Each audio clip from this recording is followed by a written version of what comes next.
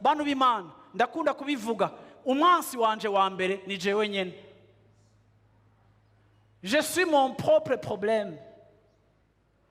Je sinkunda guhagarara cyane ku bantu ngo banyanka ngo canke uwumvuga ngo canke uwundoga, kuko nta muntu numwe wo hanze aronka inguvu ngo zibe inguvu ziri durable igihe wewe inguvu zawe zo guca bugufi no kuririra Imana zihagaze.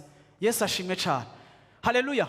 Yesu yavuze ngo un royaume divisé ntishobora gusubsista. Iyo ikibazo kiri interne kirahenura igihugu, kirahenura ihanga, kirahenura abantu, kirahenura umuryango. Iyo kiri interne, ibibazo mutegwa nabo hanze byamara bito ugereranje n'ibibazo biri muri mwebwe nyene.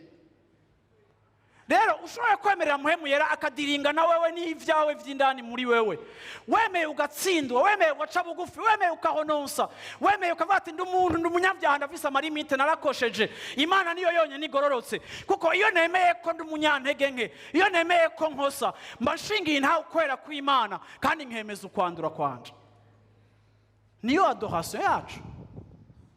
Ariko je ne suis jamais perdant.